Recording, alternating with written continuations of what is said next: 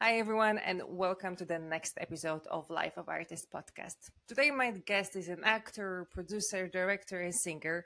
She's originally from Israel and she moved to the United States to pursue her dream in theater. So, without further ado, let's dive in.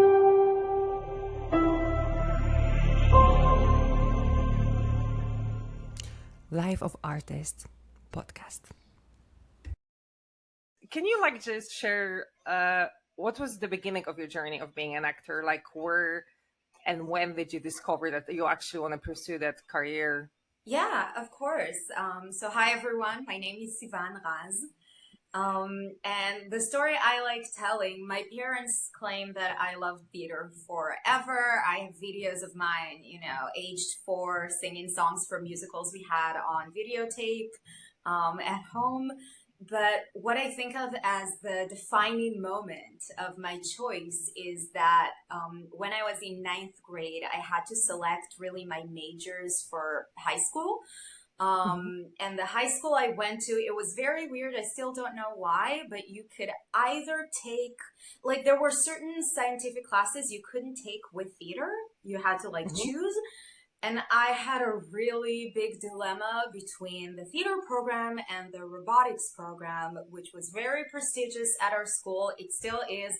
I think this year they won the world championship in the US. Wow. Like the ones who are now high school students in my alma mater robotics program.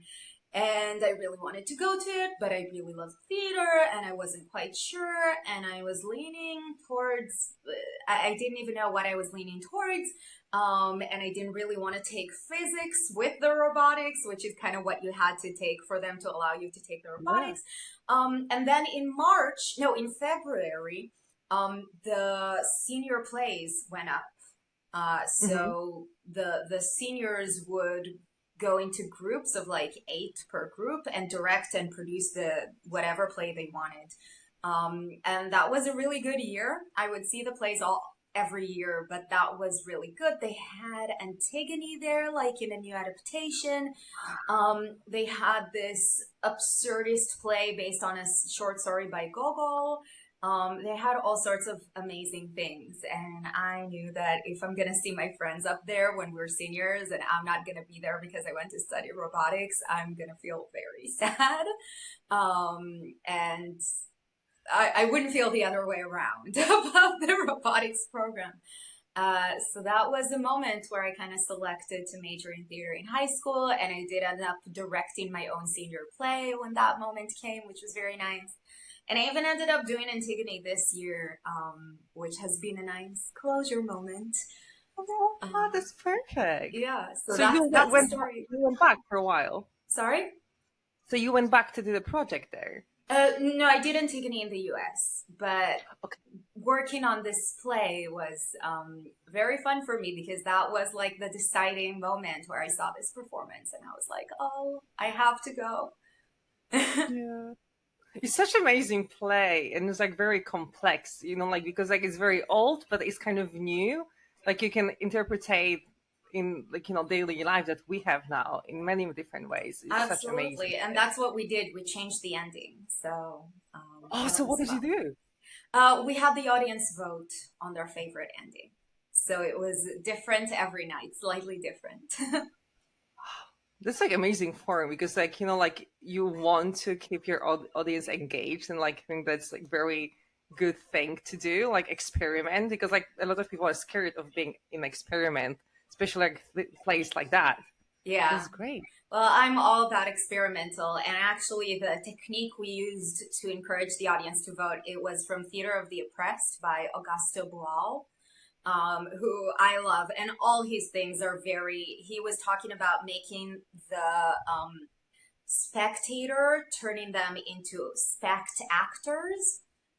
He kind of coined a new term there because his thing was stopping the audience from being a passive observer who the ruling classes indoctrinate through art, but having the audience be an active participant. So that's kind of where we took Antigone to and how we utilize the voting. But even before the voting, the audience was pretty engaged. So how did you feel like, because like it's very risky for an actor's main point of view, because you have lines, you have like something structured there, and like when you have an active audience, how's your approach to that? Like, did you feel more scared towards the ending, or like what was the emotions? I actually wasn't scared. In general, I was unsure whether people are gonna like it or not, that we're changing the ending, like as a Mm. concept, because it's a show that I produced and directed, and it's been Mm-hmm. cooking in my brain for quite some time, quite a few months, and I've been talking about it to people, and many people were skeptic upon hearing the idea from me. So in the concept level, I was unsure as to how this is going to go. But in the moment, in terms of what the audience is saying and how am I as a performer able to react to what they're saying, I had no concerns because I've done improv based shows many times before, and I pretty much feel like at this point I can do whatever, whatever they say, especially when it's an open conversation, the improv bit. Mm. Like I had to stand there for a few minutes in some of the shows and be like, yes, really, do you have any ideas you'd like to see in the set? Like, we're not going to continue until someone has an idea, because we need a solution to the problem we've presented. And I rehearsed with all my actors. In rehearsals, we experimented with all sorts of kooky endings just to feel like we Mm. really are able to tackle the hardest prompts if they come in. So I felt very good about that. And it was a lot That of was fun. amazing. Yeah, because like every night you keeps you different, and like you can approach the same character like in many different ways every day. It's kind of keeping you new, Yeah, the idea of being new, and that's wonderful. And absolutely. like coming to that, like building a character, like what are the things from your personal life or like beliefs or like wherever like the culture prospects, like what you take from that, like building the character. This is such an interesting question because I feel like it's hard to separate the elements of me that are related to the place where I grew up and the rest of the Mhm. elements of myself. I do notice I tend to have a different perspective on things now that I live and work in the US. Actually, Mm. first semester of acting school of college, I had a teacher say to me, like, why are you always going for a really complicated interpretation instead of just like giving a simpler interpretation to the scene? And I was like, oh my God, I'm so sorry. This is literally the first instinct that came to my mind when Mm. I read the scene. Like, I was like, I so agree with you, dear teacher. I was trying to be like, don't think, just go for your initial instinct. Apparently, Mm. my initial instinct was very unusual. And she was like, well, in that case, maybe go for your second thought. And I was like, great, I will do that from now that I know that the instinct path is maybe not right for me. So yeah, I do notice these things. I notice that, especially as someone who's doing activism-based theater with my own theater Mhm. company, um, the approach to activism where I grew up is very different than the approach to Mm. activism in the US. So a lot of it is, for example, I'll give an example to help clarify. Where I grew up, it is a custom to kind of bunch all the activisms together, sort of, in terms of what we are doing, we will only be able to do if all of us come together to fight. So you talk about anti-LGBTQ hate and stuff, and then in the same conversation you move to talk about anti-racism, and then in the same conversation you turn to talk about trans rights. In the US, apparently, took me some time to clock, but that is considered incredibly rude because you're turning the spotlight of the conversation away from the struggle it was describing and start talking about another thing, which is very rude. So it took me time to know that. And I feel like in my theater practice, I try to do a healthy combination of Mm. bringing to audiences that are American mostly a different perspective, but also being sensible to the way, being sensitive to the way where conversations take place here, And the last thing I want to do is make someone feel like their voices are being disrespected or unheard. So I feel like it's this kind of gentle balance that I'm trying to create. But how is like your mental approach in that? Because I think like we also have feelings, like everyone have feelings, and like you came from a different culture, and like you have to respect a new culture right now, right? It's like we're in different bubble at the moment. So how you approach mentally that? Like, is it taking toll on you, or like you're actually very flexible in your thoughts coming into your life?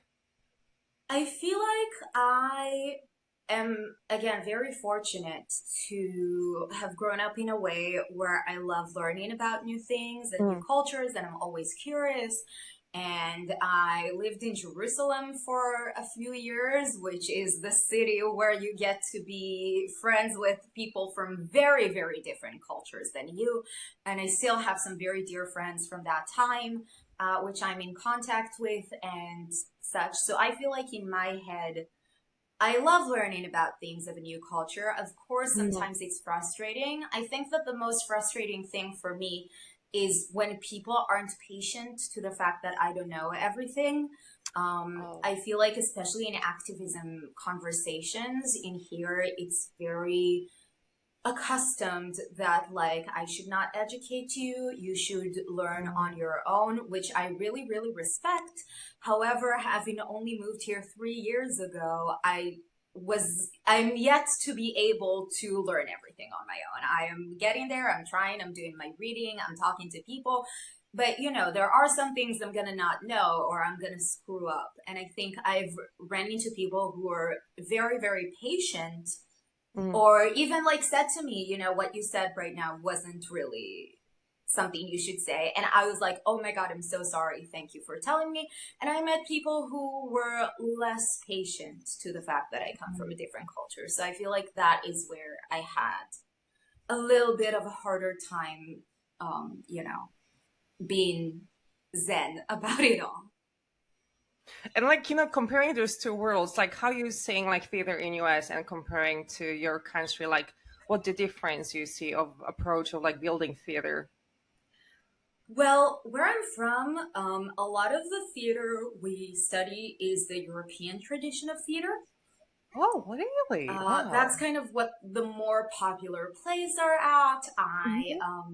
I read The Visit in high school. I studied The Visit, which I tried to talk about with some of my friends in the US and have discovered they did not study in high school. And I was like, maybe you should read it. It's really interesting. And, you know, I studied a lot of the Greek plays and Commedia dell'arte and all sorts of like European and a lot of Brecht. I did so much Brecht and like absurdist theater. And I feel like in America, there's really a thing about realism that is very much in fashion, let's say. And the like, you know, most extreme it usually gets is magical realism, which is a genre I love.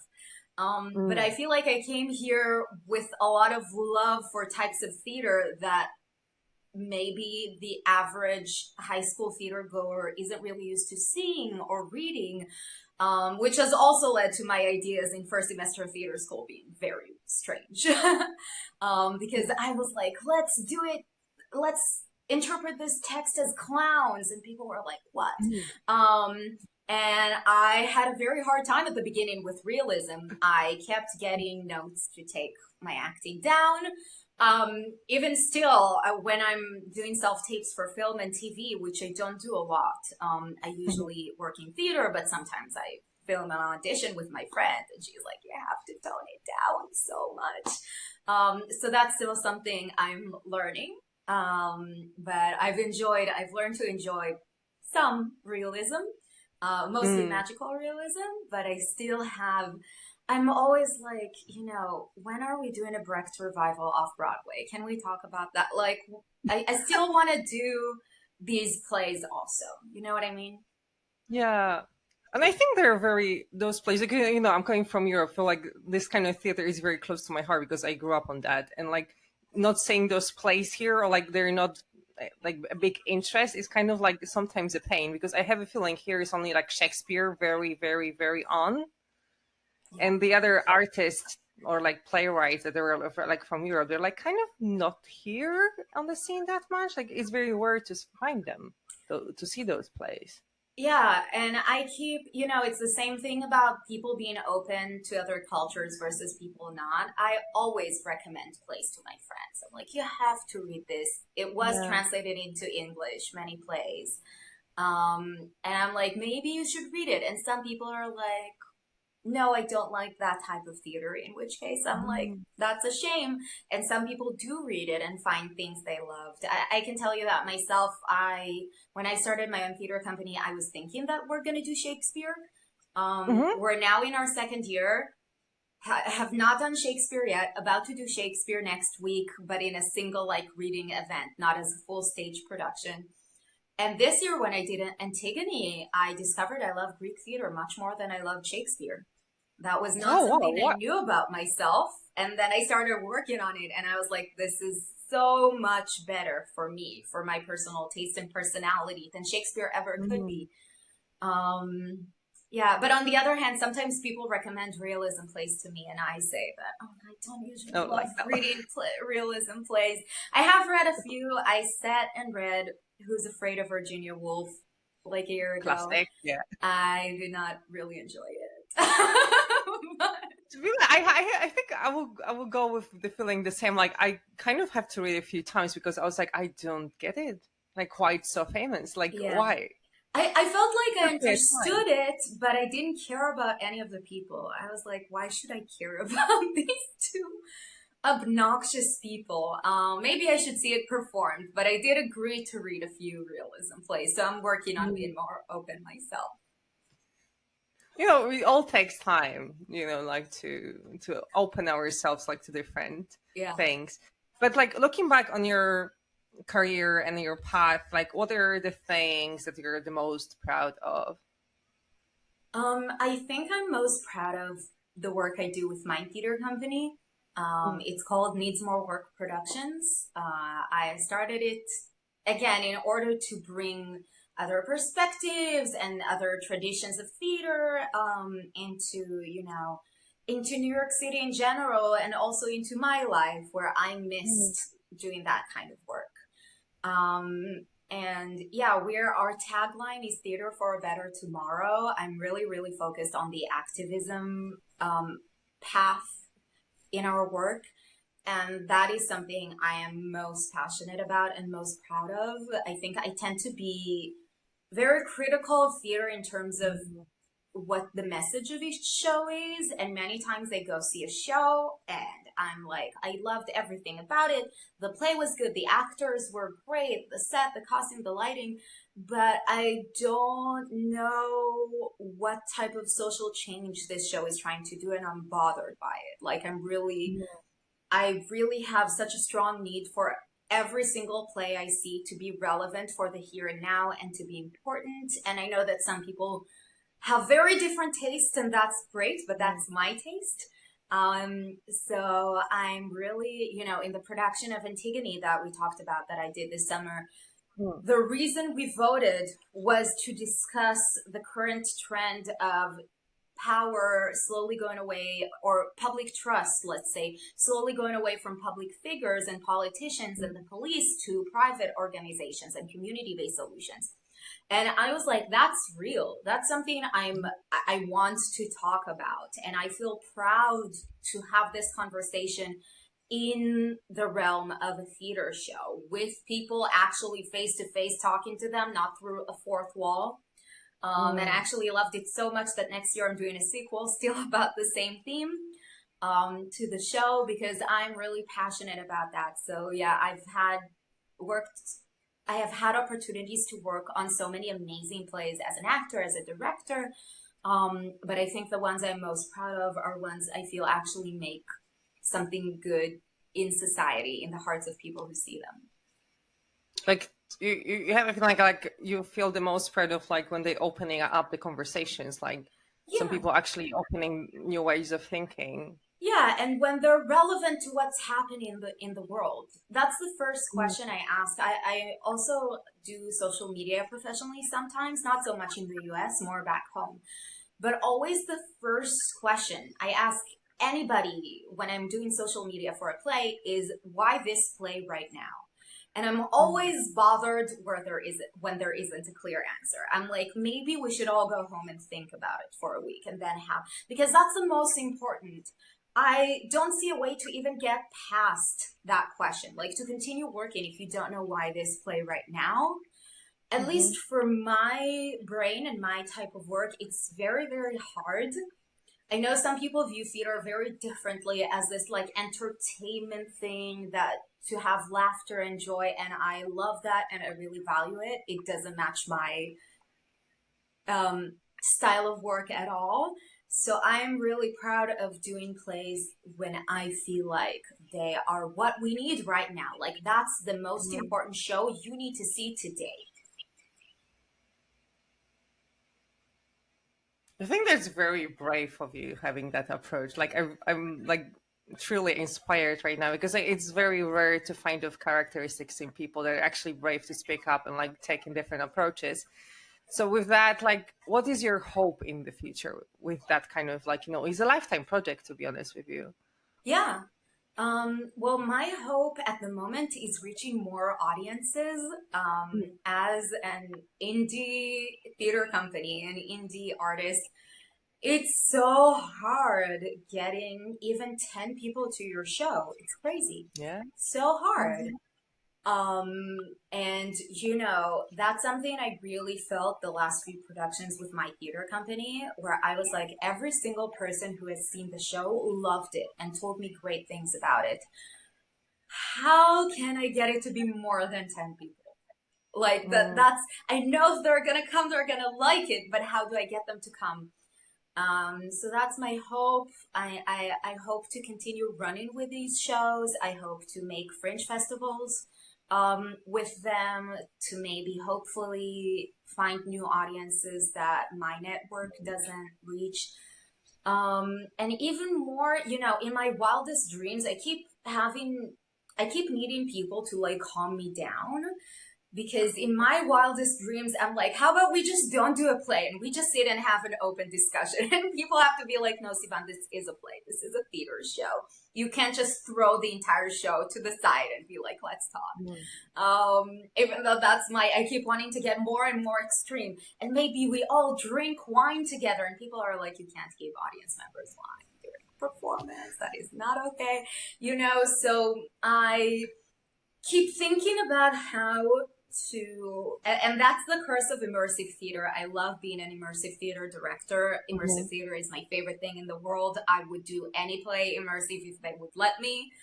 However, it's always the curse of like, how deep into the immersion can we get versus how to still keep it be a show where people are also feeling comfortable and their boundaries are respected as audience members, because you don't want to do anything too strange with them, with audience members, because some people don't want to like be interacted with, and that's so fine. That's so legitimate.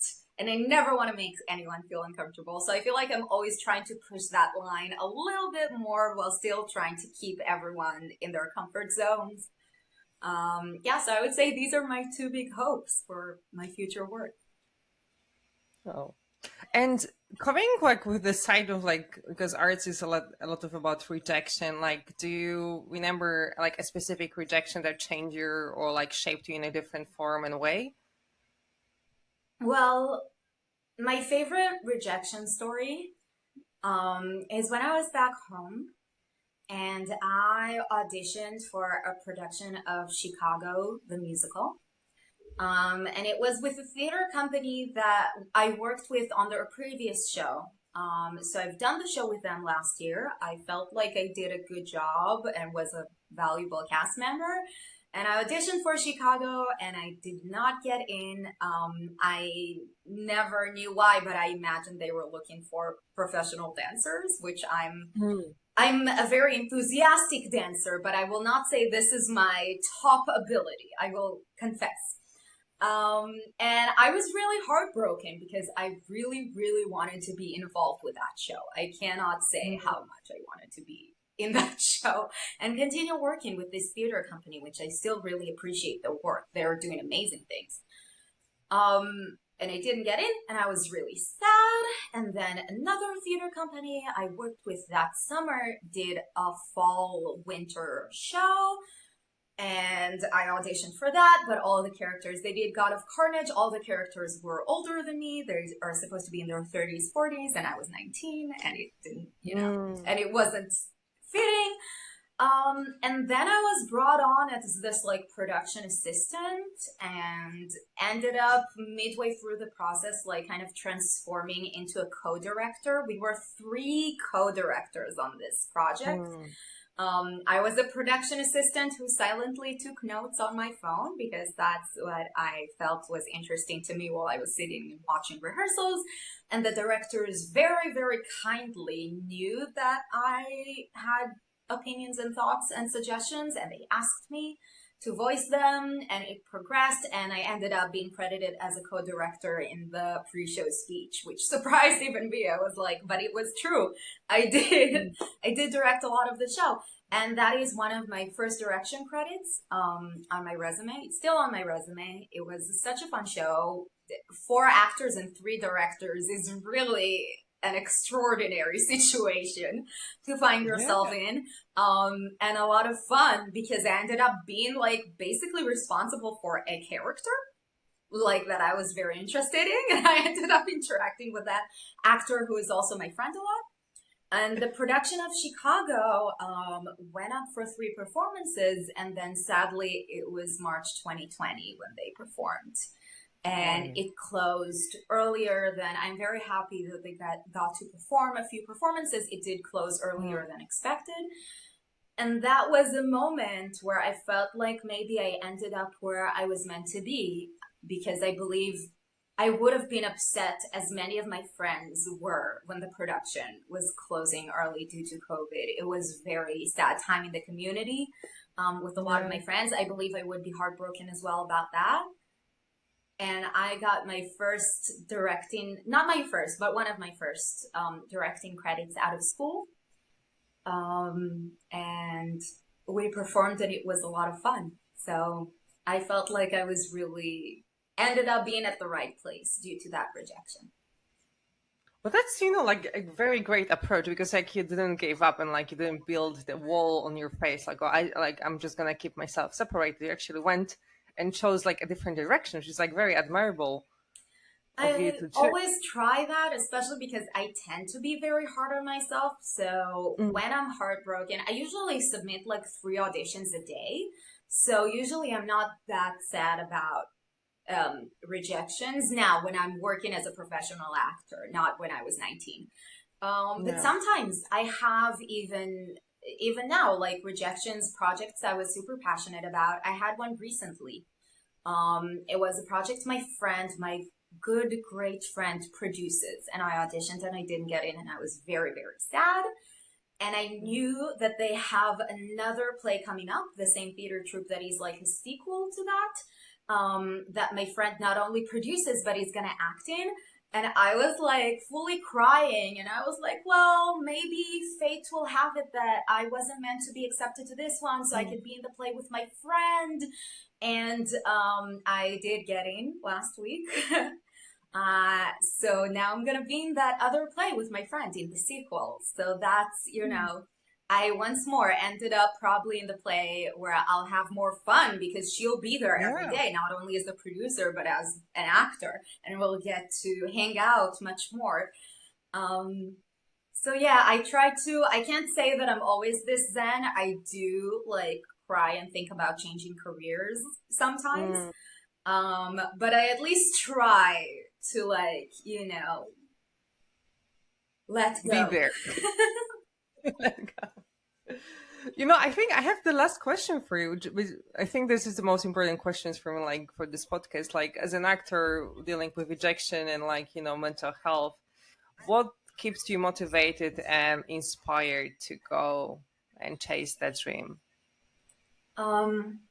That's such a good question. I don't know if I'm the most motivated person out there, I will say. So, many times I'm like, maybe I should quit and be a Bible studies teacher, which has always been my backup career. Not that I'll need to do a whole new degree in order to make that happen. But that's always been my backup. Which is a blessing and a curse because I'm a person who's interested in a lot of things. And I've always have been. I always find everything fascinating. So I think, having eternal life and infinite money, I would probably get like 20 BFAs because I would enjoy every single one in many different subjects. But I think it always comes back to the FOMO that I had in ninth grade. Like sometimes I see a show and it's so good and I get upset that I'm not there. And it's even, again, it's a blessing and a curse because even sometimes I am back home on the subway and I'm really upset at how good the actors were. And I'm like, I'll never be this good. And then I have to Google them and see they're 10 years older than me. And I'm like, okay, so I have 10 years to get this good or I'll be very upset. So it's a very funky emotional roller coaster, but I think that I really sometimes, and I see a lot of theater, so sometimes not, but sometimes I see a show and it's so great that I really feel like I need to be in the revival. Like when American Idiot gets revived on Broadway, if I'm not directing it, I'm gonna cry. It needs to be me. Yeah. But you're gonna be there. Just whenever you, I think I have strong belief. Whenever you choose, it will happen. It might be a longer path, but it will happen. I really hope. I have a lot of dream shows, and actually, it's funny because ever since graduating musical theater college, I have yet to really do dream shows of mine. My paths have really led me to discover other new, exciting, amazing shows I never knew were dreams of mine. And now I'm like, this was a dream project. But my bucket list of dream roles and dream shows is still very long. So, fingers crossed that it'll happen somehow. So I think we're coming to the end, but do you want to share any project that you're working on what you will keep you activated in the next upcoming months? Yeah, absolutely. So now I'm memorizing a million lines to a project that is called Unrehearsed RNJ. It's a project of a collaboration between Needs More Work Productions, my company, and the Barefoot Shakespeare Company, which is a company that does amazing Shakespeare outside shows in New York City every year. And they do this Shakespeare meets sports kind of event where actors get 30 days to memorize their lines, and then they arrive and do a completely unrehearsed production of a Shakespearean play. And there are referees with whistles and the script, and they check how many lines you get wrong, and they take down points, and the actor who gets the least amount of lines wrong wins.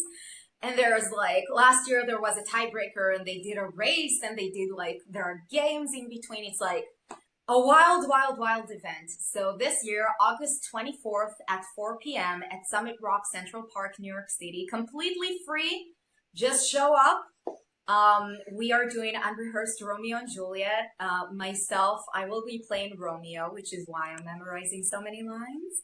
It's a lot of beautiful lines. Exactly. And my theater company will be the Montagues and they will be the Capulets. So it will be a face-off between the two theater companies. We're really excited. It's going to be a lot of fun.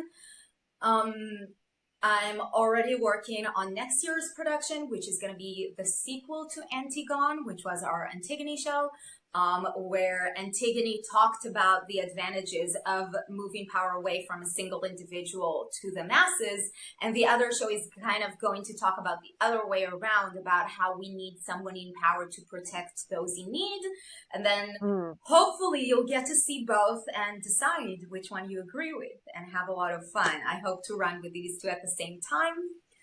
Yeah, and I'm available for hire if anyone listening to this needs a director or an actor, like, you know. Yes, yes, hire her. I really I recommend it. have much availability in my schedule. Oh, and obviously the project I just talked about, I'm going to do a play called Ogallala in New York City Hmm. with my good friend, which I'm really excited about.